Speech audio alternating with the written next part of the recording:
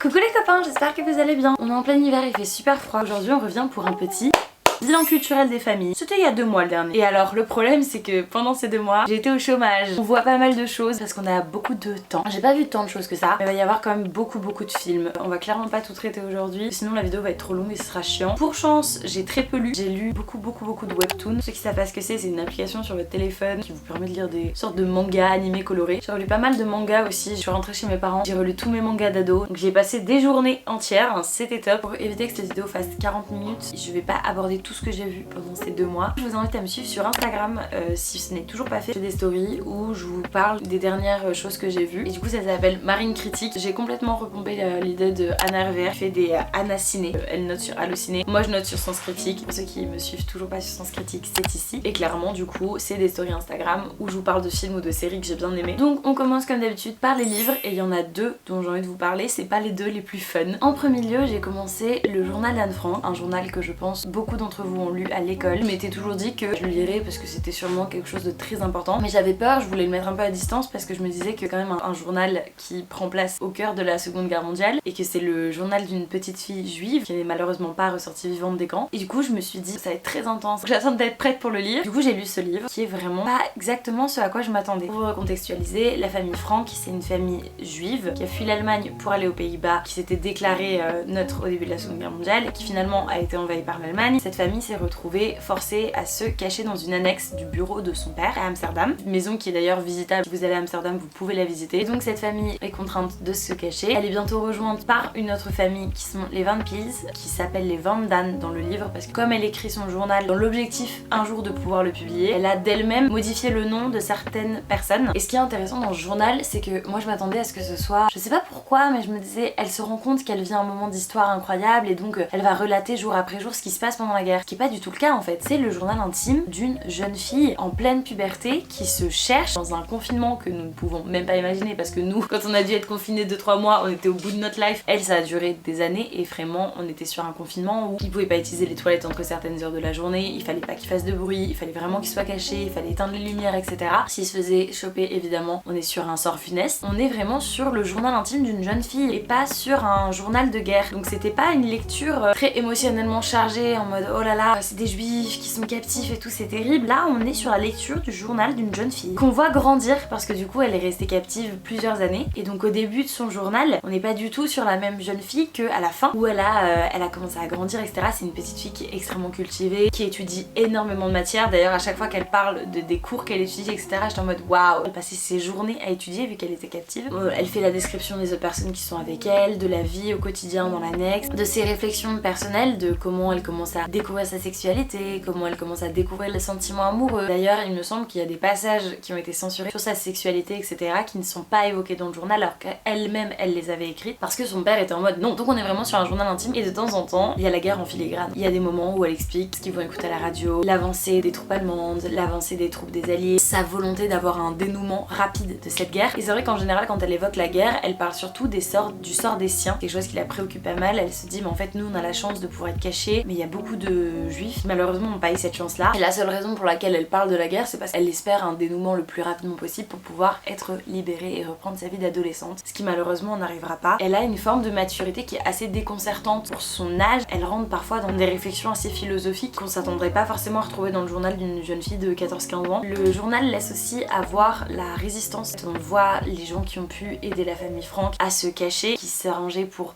leur faire leurs courses, leur apporter des cadeaux, etc. En fait, même s'ils soient coupés du monde, puissent quand même vivre correctement, en tout cas ne manquer de rien. Donc voilà, si vous ne l'avez pas lu à l'école, c'est mon petit élan pour vous dire de le lire quand même. C'est quand même un bout de l'histoire, c'est très intéressant de le vivre à travers les yeux de cette jeune fille, de rentrer dans le quotidien d'une juive pendant la Seconde Guerre mondiale. Pour rester sur les journaux de la Seconde Guerre mondiale, j'ai voulu porter L'Étoile jaune de Françoise Sifride. C'était une jeune française catholique qui a été arrêtée et internée en tant qu'amie des juifs lorsque la décision a été prise de faire porter aux juifs une étoile jaune jaune, certaines personnes ont fait des actes de résistance en portant une étoile jaune qu'ils ont brodé d'autres choses, et elle a porté une étoile jaune avec écrit Papou dessus, qui est un peuple de Papouasie-Nouvelle-Guinée. Dans le but de tourner en ridicule cette décision politique qu'elle trouvait abjecte, et elle s'est retrouvée internée dans différents camps, notamment le camp de Drancy. C'était un camp au nord-est de Paris, dans la banlieue, dont partaient les principaux convois à partir de 1942 direction Auschwitz. C'est une jeune adolescente qui est d'ailleurs en classe préparatoire qui relate les conditions d'internement assez horribles qu'elle a vécues dans les différents camps où elle a été, notamment les conditions d'hygiène qui étaient absolument affreuses. C'est des paillasses où il y a des cafards, où ça grouille de partout, où c'est un camp qui est clairement bondé, un camp qui pouvait contenir un certain nombre de personnes, et ce nombre a été explosé. Il y avait clairement plus de place pour les gens, quoi. Elle a eu la chance d'être libérée et de s'en sortir et de ne pas être envoyée au camp parce qu'elle n'était pas juive mais amie des juifs, donc elle est revenue vivante du camp de Drancy. Mais du coup son journal qu'elle a tenu sur un cahier d'écolier permet de se rendre compte des conditions qu'il y avait dans ces camps d'internement avant justement de partir pour les camps de la mort. C'est un récit qui est intéressant, qui est assez court. Moi l'édition que j'avais s'ouvrait sur une préface de Jacques Duquesne, qui est un écrivain journaliste français qui est ancien membre de la jeunesse étudiante chrétienne, qui en fait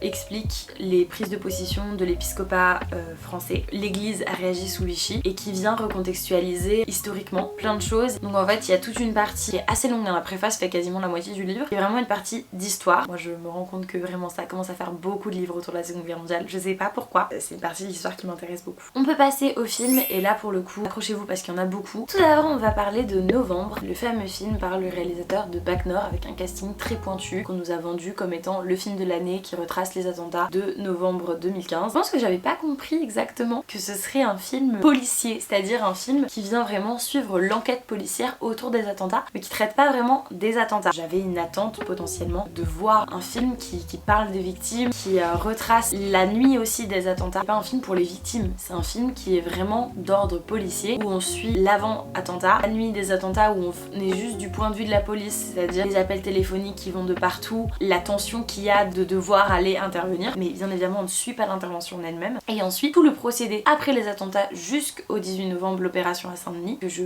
connaissais d'ailleurs pas très bien, à part le fameux extrait de Jawad Ben Daoud qui explique que je savais pas que c'était des terroristes. Bah on m'a demandé de rendre service, j'ai rendu service monsieur. C'est un film qui est très bien, qui tient en haleine, ça retrace des événements aussi qui sont vraiment arrivés, donc c'est très intéressant. Et c'est vrai que j'ai été assez surprise parce que par exemple c'est un film qui va très peu dans l'intrigue des personnages, l'intrigue personnelle. On sait très peu en fait sur les personnages qu'on découvre seulement à travers leur boulot. Si vous aimez bien les films policiers, si vous êtes intéressé de revivre ça mais du point de vue de la police, bah, j'ai passé un moment assez intense devant. Ensuite Top Gun Maverick. J'avais jamais vu le premier Top Gun, donc ça a été l'occasion de le voir. Pour ceux qui n'ont jamais vu Top Gun, c'est l'histoire de Pete Mitchell qui est appelé Maverick, rejoint l'école Top Gun qui est une école d'élite qui forme à l'aviation américaine pour la Navy. Le premier film c'est vraiment un peu dégoulinant de clichés, c'est vraiment le mec qui a une romance avec sa prof, le pote qui meurt, petit truc de voltige de ci de là. C'est quand même un film à voir je pense parce qu'on est sur un culte, ça permet aussi de se rendre compte un peu de l'environnement de l'armée et de la Navy américaine à ce moment-là. Par contre Top Gun Maverick, j'ai passé un bien meilleur moment devant, et c'est assez rare en général d'avoir un deuxième opus qui est meilleur que le premier. Maverick il est beaucoup plus vieux, il a eu une carrière où il a pas voulu trop monter en grade parce que lui ce qu'il aime c'est pouvoir voler, pas forcément être général derrière un bureau. Il se retrouve face à une situation, l'école Top Gun le rappelle, soit il accepte de voler pour être instituteur auprès des gens, soit il ne volera plus. Et il se retrouve du coup dans cette situation à devoir entraîner des jeunes pour une mission extrêmement risquée, et il doit entraîner ces jeunes là qu'il mène d'une certaine façon vers la mort si la mission échoue. Et malheureusement pour lui, dans l'équipe il y a un jeune monsieur, oh là là, Brewster, qui est le fils de son meilleur ami mort. C'est une relation qui est très intéressante et qui est très bien traitée je trouve. On prend un peu plus de hauteur que dans le premier film où on est vraiment juste au sein de l'école et où ça apprend à faire des petits loopings. Là on est vraiment sur des enjeux stratégiques et diplomatiques. J'avais entendu plein de retours très positifs, j'y suis allée, j'ai passé un très bon moment. Alors que je suis pas forcément fan des avions, de l'armée et youhou, je vous le conseille. Ensuite j'ai vu le fameux film Simone, qui est pour moi un film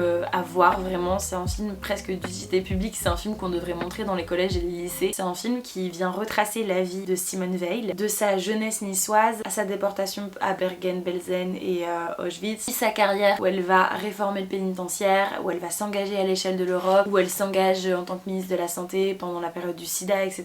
À son fameux discours évidemment pour le droit à l'IVG, pour lequel tout le monde la connaît. C'est un film qui vient vraiment retracer ça, qui est narré par les mémoires de Simone Veil, c'est-à-dire qu'on voit cette vieille Simone qui retrace sa vie en fait pendant qu'elle rédige ses mémoires. Elle vient se rappeler de sa vie, donc c'est pas forcément par ordre chronologique. Les deux actrices qui jouent Simone sont hyper pertinente dans le rôle. C'est un film qui est vraiment essentiel parce que ça dépeint aussi la mémoire de la Shoah. Beaucoup de scènes qui se déroulent à Auschwitz où on voit vraiment comment elle a été déportée, comment elle a survécu dans les camps, comment elle a perdu sa mère, la violence qu'il y avait là-bas. J'ai prévu les mouchoirs, hein. Je suis allée avec ma maman qui est aussi une madeleine. Il y a vraiment des moments qui sont assez intenses en émotion. C'est vrai que c'est un film auquel on peut reprocher certaines longueurs, mais je pense vraiment que c'est un film presque éducatif. Là, pour rentrer plus dans un film qui est vraiment esthétique, le film Drive avec Ryan Gosling. Pas forcément fan de l'acteur, ni forcément fan des films de voiture et de mafia et de gros bim bim boum bam bam, mais le film est très très beau. Il y a vraiment beaucoup de scènes, la nuit avec les lumières etc. Il y a une scène aussi dans un ascenseur qui est vraiment hyper esthétique. J'ai été envoûtée quoi. Après pour le synopsis on est sur un truc assez bateau. Le gros BG qui roule dans une belle voiture tombe amoureux de la nana en merde et qui se retrouve dans un délire de mafia à plein de sang. C'est tellement pas mon délire les films de mafia, de voiture et tout, que je m'attendais pas du tout à être plongée dedans. J'ai vu À l'Ouest rien de nouveau, un film sur Netflix, qui est une adaptation du livre dont je vous ai parlé dans l'un des précédents bilans culturels que vous pouvez retrouver juste ici. Le film est saisissant, les images sont sublimes, alors parfois il y a du sang partout parce qu'on est sur un film de guerre, on est sur un groupe de camarades allemands, d'étudiants qui vont s'engager dans la Première Guerre mondiale. J'ai vraiment bien aimé le film, il y a quelques libertés qui sont prises par rapport au livre où vraiment on va dans des aspects plus politiques et juridiques où on va voir la délégation allemande, la délégation française se rejoindre pour signer l'armistice. C'est un film d'ailleurs à regarder en allemand, comme ça vous verrez les efforts que les Allemands font pour essayer de parler français et aussi parce que c'est plus immersif, en général c'est mieux de voir les films en VO. Il y a d'autres choses qui diffèrent, certaines bornes chronologiques, certaines morts de personnages. Comme à la base le livre et œuvre de fiction se permet de pouvoir s'éloigner un petit peu plus, ce qui du coup m'a pas forcément dérangé. Mais c'est un film qui dépeint vraiment bien cette notion de camaraderie face à la barbarie qu'est la guerre, où on voit des petits moments de vie entre les soldats, la vie dans les tranchées. Il y a quand même moins d'endroits de soldats qui sont traités que dans le livre. Il y a des aspects de la narration qui sont vraiment plus mis de côté, par exemple Paul ne retourne pas à l'arrière pour avoir cette relation un petit peu avec sa mère, ce qui est traité dans le livre pourtant. J'ai malheureusement pas vu les adaptations plus anciennes puisque À l'Ouest rien de nouveau ça a été un livre qui a été plusieurs fois adapté. Moi j'ai pas vu les adaptations d'avant donc je peux pas faire de comparaison par rapport au livre. Le film est quand même assez proche de l'histoire initiale malgré quelques libertés prises, notamment vers la fin où j'ai été un petit peu déçue de l'évolution du personnage de Paul Bäumer qui devient une sorte de bête de rage, loin du pessimisme et du manque de foi en l'humanité qui est décrit dans le livre, qui a plus un propos pacifiste. Là à la fin on est vraiment sur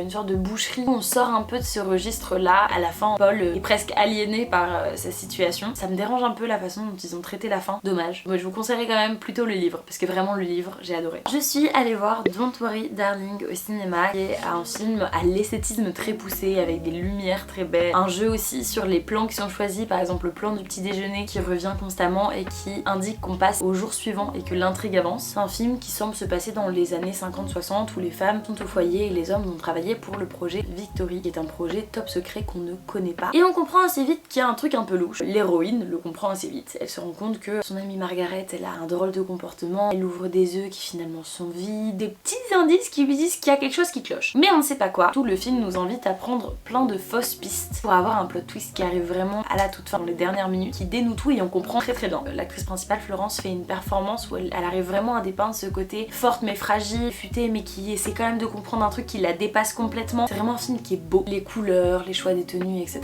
Et c'est un film qui vient dénoncer un peu le misogynisme, le machisme, le fait qu'on mette des femmes dans des cases, qu'on pense à leur place. Du coup c'est un thème qui m'a intéressée et m'a touchée. C'est un film qui a été pas mal critiqué. Moi j'ai passé un super moment devant, donc je le conseillerais quand même. Harry Styles est pas forcément des plus pertinents dans son rôle. C'est la raison pour laquelle ma copine m'a emmené le voir. Finalement j'ai vu un bon film, donc y a pas de bonne ou de mauvaise raison d'aller voir un film, même si c'est juste parce que vous avez un crush sur un des acteurs. Ensuite j'ai vu un film avec Andrew Garfield. Y a pas de mauvaise ou bonne raison de regarder un film. Andrew Garfield est une très bonne raison de regarder un film. Le film Tic Tic Boom, qui est l'adaptation de l'autobiographie musicale de Jonathan Larson, un artiste américain qui écrivait des comédies musicales. L'œuvre Tic Tic Boom revient sur les années où il écrivait Superbia, qui est l'une des premières œuvres qu'il écrit. Il a bientôt une trentaine d'années, il évolue dans le début des années 1990 à New York. Et c'est un film du coup qui vient montrer le quotidien d'une personne qui a voulu vivre pour son art, qui ne connaît pas la stabilité à 30 ans, loin des gros appartes, des belles voitures. On y suit du coup ce personnage consumé d'espoir, de rêve, de passion, qui en vient à délaisser ses relations amicales, ses relations sociales, tellement il ne peut vivre que pour son art, qui a grand espoir qu'une fois qu'il aura présenté Superbia, sa carrière change du tout au tout, que ce soit enfin Broadway. C'est un film qui dépeint aussi assez bien la réalité de l'époque, donc début des années 90, notamment l'explosion du sida dans les milieux homosexuels, qui est brièvement mais très justement traité. J'ai adoré les musiques, il y en a plein qui sont dans ma playlist. On est vraiment sur de la comédie musicale, hein. Si vous aimez pas les comédies musicales, vous n'aimerez pas forcément ce film. Ensuite j'ai vu le spectacle Presque de Panayotis Pascal. C'est un spectacle qui se veut plus intimiste que les spectacles d'humour classiques, on va dire. C'est un spectacle un peu plus statique, dans la réflexion, dans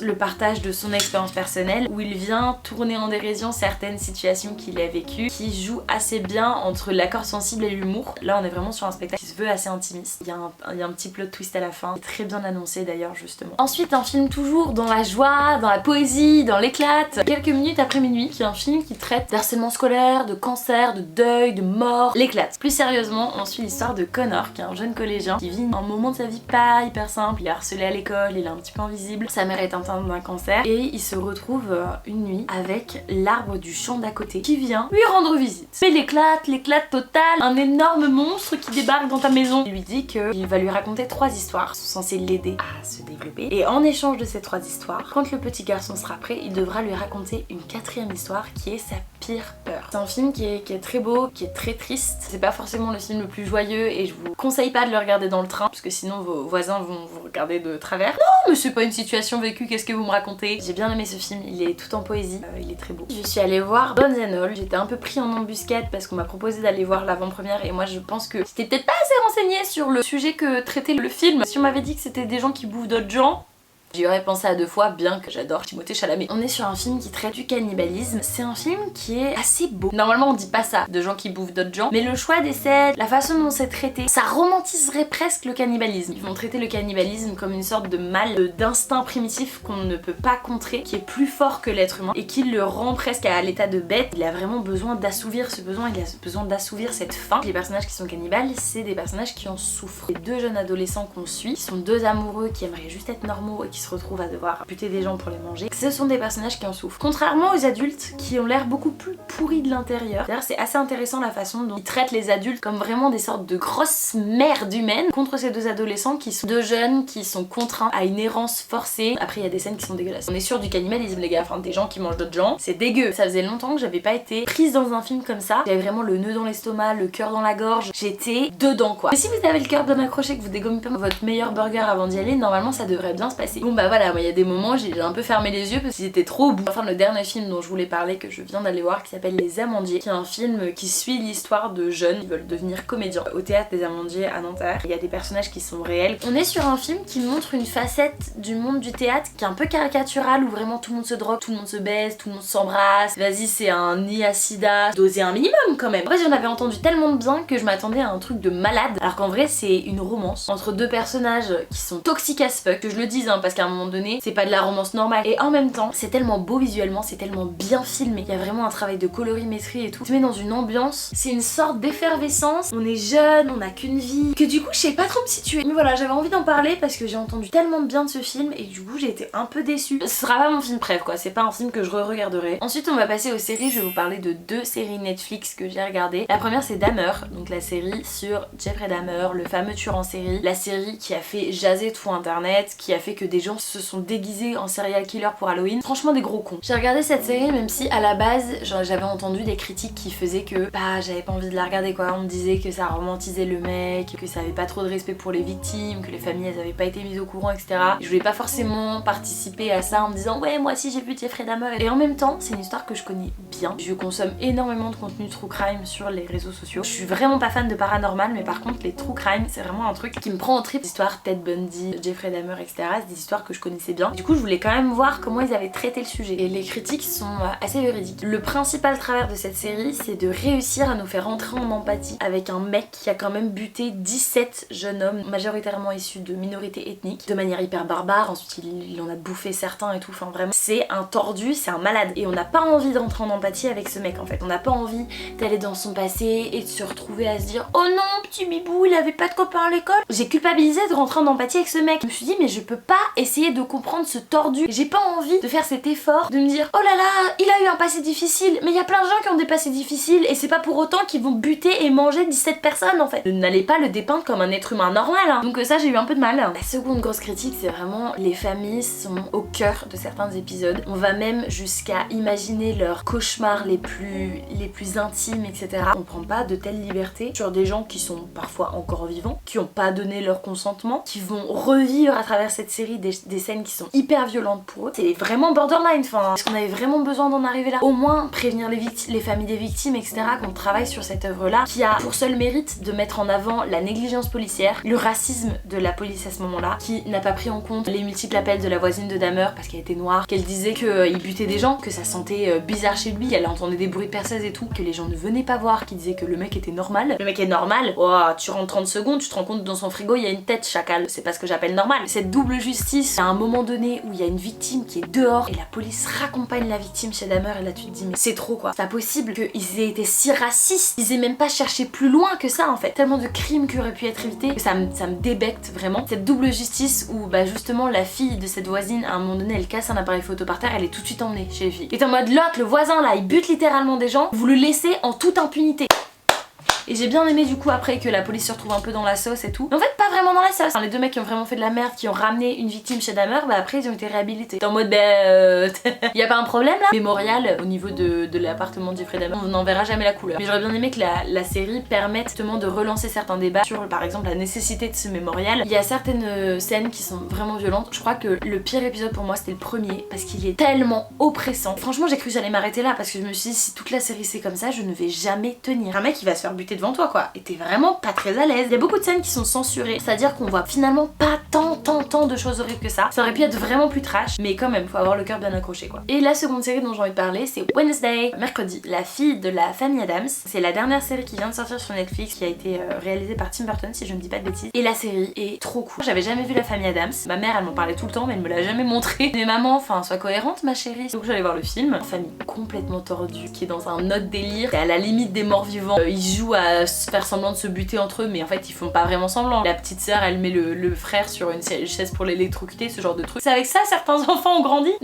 Top. La série vient se concentrer que sur le personnage de Mercredi qui est une jeune adolescente qui est complètement tarée, qui se virait de plusieurs écoles et qui se retrouve à Nevermore qui est apparemment l'école où ses parents se sont rencontrés, qui est une école pour les outcasts, les gens qui sortent de la norme quoi, les vampires, les loups-garous, les sirènes. Et donc au milieu de tout ça t'as Mercredi qui est une petite serial killeuse à ses heures perdues. Elle a un caractère tellement drôle, en fait elle est tellement détachée de tout, mais c'est vraiment le je n'en ai rien à foutre à son paroxysme quoi. Et elle n'a pas peur, elle est vraiment dans la solitude, elle écrit son roman, elle en a rien à foutre, et puis en fait elle se découvre un petit passe-temps d'enquêtrice. Il y a une sorte de gros monstre dans la forêt, on sait pas trop ce qu'il fout là, et il bute des gens, il faut que je découvre ce qui se passe parce que ça va être le bordel. J'ai passé un super moment devant, et c'est drôle mais sans vouloir être drôle en fait, qu'elle est tellement en décalage avec ce qu'on considère humain qu'elle en devient marrante. Et il y a au fur et à mesure des épisodes l'évolution un peu de son personnage qui va un petit peu s'ouvrir aux autres. J'ai dégommé la série en 2 nuits alors que je bosse maintenant. Et enfin on va parler de 2 podcasts. Le premier c'est le Talk de France Info. Oh là là, c'est tellement bien. C'est présenté par Manon Mella qui tous les jours sur Twitch entre 18 et 19h si je ne dis pas de bêtises vient décrypter un sujet d'actualité avec des gens qui ont une expertise sur le sujet. Donc ça peut aller